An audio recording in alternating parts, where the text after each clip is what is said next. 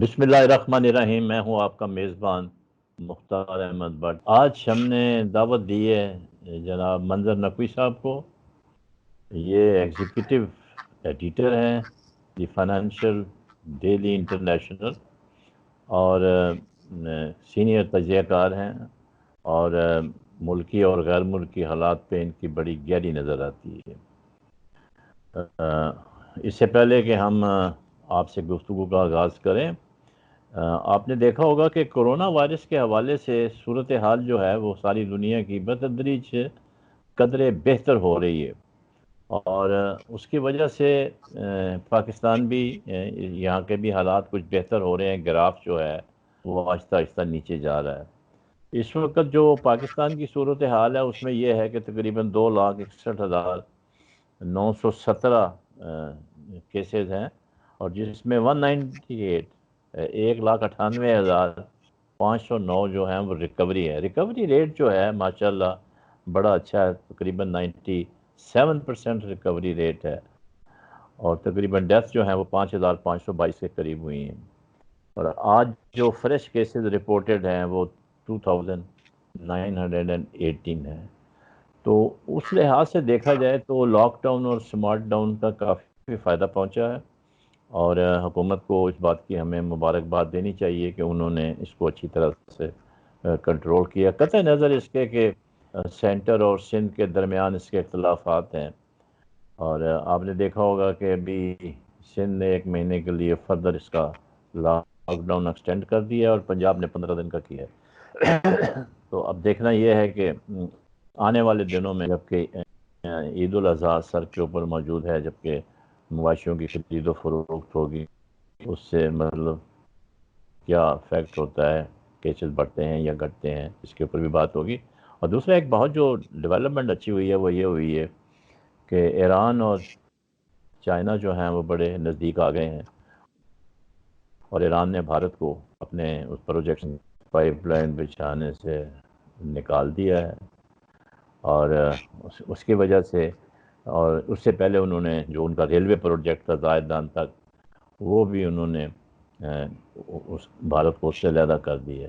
یہ جو دونوں پروجیکٹ تھے بڑے امپورٹنٹ تھے، اور یہ شاہ بہار کو ایکسٹینڈ کرنا تھا یہاں تک تاکہ مال برداری میں ان کو آسانی رہے اور ایک متبادل پورٹ ان کو مل جائے. تو چین کی طرف سے جو ایک دم انہوں نے اس چیز کو ویلکم کیا ہے اور ان کو ایران کو جوائن کیا ہے، یہ اس خطے کے لیے بہت بڑی ڈیولپمنٹ ہے. اور آپ چونکہ چین کے کافی دورے کرتے رہے ہیں، کتابیں بھی آپ نے لکھی ہیں، اور آپ کی بڑی گہری نظر ہے چین کے حالات کے اوپر. اس سے پاکستان کو کتنا فائدہ پہنچے گا ایران اور چین کے قریب آنے سے، ایک اس پہ بھی بات ہوگی. اور دوسرا آپ نے دیکھا ہوگا کہ کلبھوشن یادو جو انڈیا کا ایجنٹ تھا پکڑا گیا تھا، سرونگ نیول آفسر تھا، اس کو 3rd کونسلر ایکسس گورنمنٹ نے دی ہے، اور اب یہ کہا ہے کہ کوئی ہمارا سیکیورٹی کا بندہ نہیں ہوگا، گارڈ نہیں ہوگا. مطلب یہ ہے کہ فری فار آل ہے کہ وہ جو چاہے اپنے بات کرے. کوئی مطلب اتنی اپیزمنٹ اور اتنا فلیکسیبلٹی شو کرنے کا تو ہمیں کوئی سمجھ میں نہیں آتی ہے بات. کہاں سے پریشر ہے، ہم کیوں اتنا پیچھے جا رہے ہیں، اس پہ بھی ہم بات کریں گے. جبکہ آپ انڈیا کو دیکھیں کہ وہ کس طرح سے کشمیریوں کے ساتھ ظلم و ستم کر رہا ہے، اور کس طرح سے ریپ کر رہا ہے، مار رہا ہے، کڈنیپنگ کر رہا ہے. قتل و غارت گری میں 90 لاکھ جو ہیں وہاں کے لوگ جو ہیں وہ قیدی کیے ہوئے ہیں 5 اگست 2019 سے. دنیا کی کوئی پرواہ نہیں کرتا، اور ہم جو ہیں ہم بہت ہی لبرل مائنڈیڈ ہیں، and we are extending all type of cooperation against all Modi's negative policies. Karachi میں بڑی بارشیں ہو گئی، آپ نے دیکھا ہوگا، بڑی تباہی مچ گئی ہے. اللہ اللہ کر کے رین ہوئی ہے، اور جہاں اس کو ویلکم کیا ہے وہاں پہ 18 گھنٹے بجلی کی لوڈ شیڈنگ ہو رہی ہے، اور کوئی پوچھنے والا نہیں ہے. انفراسٹرکچر کچھ نہیں ہے. پورے مین بازار سے لے کر شارع فیصل کیا ہے، مین اسٹریٹس کیا ہیں سب اٹی پڑی ہیں پانی سے، گند سے. اب ٹوٹل ایسے لگتا ہے کہ کوئی سیوک نہ تو کوئی کام ہو رہا ہے، نہ کسی کو کسی کی پرواہ ہے. نیب کیسز بڑے تیزی سے اب مزید بڑھتے جا رہے ہیں. آپ نے دیکھا ہوگا کہ ایک پاپڑ والے کا کیس بڑا مشہور ہوا ہے، جنہوں نے تقریباً 9 کروڑ روپے شہباز صاحب کو اور ان کی فیملی کو ٹرانسفر ہوئے ہیں. تو اس کا مطلب یہ ہے کہ گھیرا تنگ ہوتے جا رہا ہے، اور ہوپ فلی اب اس کا انجام جو ہے، اس کا ڈراپ سین جو ہے وہ یقیناً ہونے والا ہے. ہمارے فارن ایکسچینج جو ہیں وہ $19 بلین ہیں، اور ایکسپورٹ جو ہے تقریباً 22 ملین ہے، اور امپورٹ جو ہے وہ دن بدن بڑھتی جا رہی ہے $44 بلین کی. اور ایک خوش آئند بات یہ ہے کہ جو اوورسیز ریمیٹنسز ہیں وہ 23 بلین ہیں، اور قرض بدستور ویسے کا ویسا ہی 110 بلین. اور یہ جو امپورٹ اتنا بڑھ رہی ہے، آپ بھی اکنامک پہ گہری نظر رکھتے ہیں، اس کے اوپر بھی بات ہوگی. تو منظر صاحب، آپ نے ہمیں اپنا قیمتی وقت دیا، ویلکم. آپ کیسے ہیں؟ بٹ صاحب بالکل ٹھیک ہے، اللہ کا شکر، اور آپ کا بہت شکریہ، آپ نے ایک بار پھر موقع دیا، اور آپ کے ساتھ تو میں ہمیشہ مزہ آتا ہے.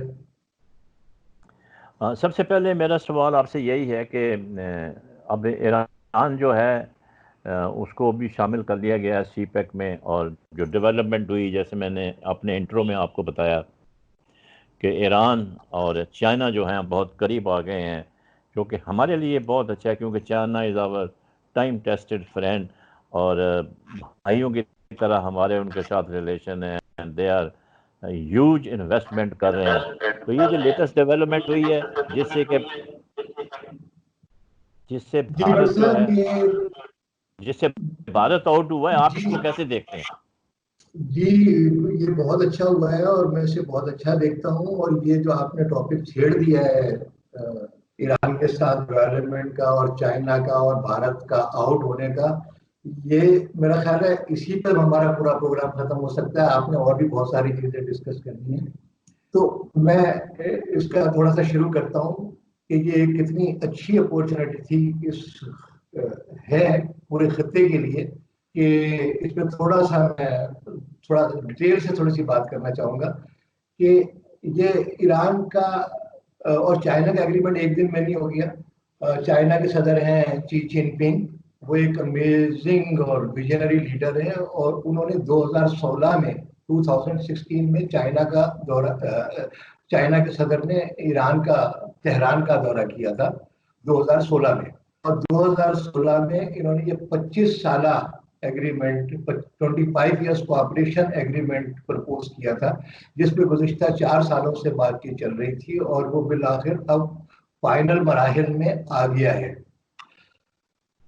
اس کے ساتھ ساتھ میں یہ بتاتا رہوں کہ جیسے اب براہ راست ایران آ گیا ہے، میں تھوڑا سا ذکر کرنا چاہتا ہوں، اس سے ذرا اپنی خطے کی صورت حال واضح ہو جائے گی، اور ہم کہاں پہنچ گئے ہیں، دنیا کہاں پہنچ رہی ہے، چائنا کہاں پہنچ گیا ہے، انڈیا پاکستان کے عوام کتنی شدید مشکلات میں ہیں. جب میں عوام کی بات کر رہا ہوں، اور یہ صرف ایک نریندر مودی کی ہٹ دھرمی اور اس کی بے غیرتی اور اس کی وجہ سے یہ سارا خطہ فیس کر رہا ہے طرح طرح کی پرابلم. ورنہ ہم بہت، یہ پورا خطہ بڑا ایک امن اور خوشحالی کا گہوارہ ہو سکتا تھا، اور بڑا اکنامیکل بڑی ڈیولپمنٹ ہو سکتی تھی.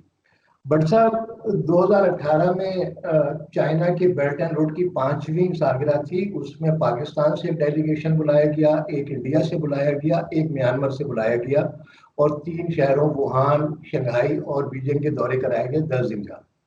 پاکستان سے اس ڈیلیگیشن کا لیڈر میں تھا، انڈیا سے سندھیندرا کلکرنی تھے، اور میانمار سے آئی کیو تھے. تو میں صرف پورے وہ ڈسکس نہیں کرنا چاہ رہا، میں صرف یہ ٹاپک جو آپ نے چھیڑا ہے ایران والا، اس کے بیک گراؤنڈ میں بات کر رہا ہوں. تو بیجنگ کی رینمن یونیورسٹی میں ہمارا ایک سیمینار ہوا، جہاں سدھیندرا کلکرنی بہت ہی پازیٹیو مائنڈڈ، پہلے ان کا بی جے پی سے تعلق تھا، اور بڑے اچھے سیاستدان ہیں، بڑے اچھے اسکالر ہیں، بڑے اچھے کالم رائٹر ہیں، اور بڑی ہی پازیٹیو سوچ کے مالک ہیں. میں ان سے بڑا امپریس ہوا، اور انہوں نے وہاں پر بڑی پازیٹیو باتیں کی. اور انہوں نے ایک نیا آئیڈیا پیش کیا اپنے لیکچر میں، کہ new south Asia powered by China Pakistan and India. तो मैंने उसे बड़ा अप्रिशिएट किया। मैंने मुख्तलिफ मुझसे प्राइवेट मुलाकातों में इस लेक्चर के बाद मैंने कहा आप इसकी डिटेल दें, ये बड़ा अच्छा तरीका है, हम इसे सपोर्ट करेंगे। मैंने कहा आप सिर्फ ये देख लें कि इंडिया के अवाम की क्या हालत है, पाकिस्तान के अवाम की क्या हालत है। सब पाकिस्तान से ज़्यादा मुसलमान इंडिया में हैं और हमारा सारा पाकिस्तान में कल्चर ही सारा इंडियन है। आज तक भी आपकी शादियाँ हों, ब्याह हों, सारा इंडियन कल्चर है। हम इस खत्ते के लोग हैं और हम आपस में बड़ी मोहब्बत करते हैं। लेकिन 47 के बाद हमने ये कश्मीर के मसले पे कि जी हमारी शहर हयात है, हमारा अटूट अंग है, मैंने कहा ना आपका अटूट अंग है, ना हमारी शहर हयात है, इससे बाहर निकले। कश्मीर कश्मीरियों का है, उसको एक इंडिपेंडेंट दर्जा होना चाहिए, उनको भी जीने का हक दें। आप आपने 5 अगस्त 1 साल से आपने उनको कर्फ्यू में लगा के रखा हुआ है, तो आप इस बात को छोड़ दें। अगर हम सब मिलके, हमें कब चाइना की हमने डेवलपमेंट देख देख के हैरान हो रहे थे। मैंने कहा चाइना इंडिया पाकिस्तान से बहुत पीछे था हमारी आज़ादी के वक्त, अब चाइना एमर्जिंग सुपर पावर है।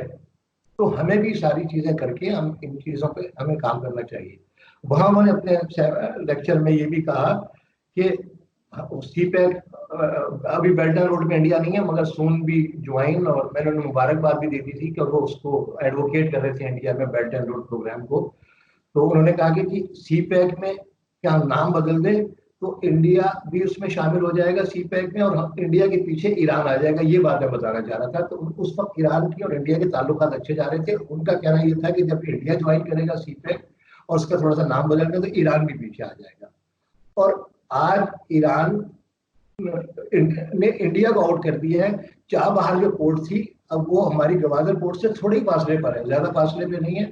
और इसका इतना बड़ा बेनिफिट होगा कि अब इंडिया वहां से भी आउट हो गया, ईरान इस बेल्ट एंड रोड प्रोग्राम में भी आ गया। सिर्फ बेल्ट एंड रोड प्रोग्राम इतना बड़ा प्रोग्राम है, अगर 72-73 मुल्क जो उसमें बेल्ट एंड रोड में शामिल हैं, और 10 ट्रिलियन का प्रोग्राम है, और ये बेसिकली कनेक्टिविटी और रीजनल डेवलपमेंट का प्रोग्राम है। अगर ये 72-73 मुल्कों का एक ब्लॉक बन जाए तो आप ये सोचें कि हम कहाँ से कहाँ जा सकते हैं। मगर हमारी तो सारी इकोनॉमी गैर मुल्की आकाओं की वजह से सारा बेड़ा जी गर्क हो चुकी है, हम कितना नकवी मकरूज हो चुके हैं। साहब, अभी मैं आपको यहाँ थोड़ा रोकूंगा, इसलिए कि वक्फा हुआ है एक छोटी सी ब्रेक का। ब्रेक के बाद यहीं से हम सिलसिला जोड़ेंगे जहाँ पे हमने मनक़ता किया है। तो लेट्स हैव ब्रेक।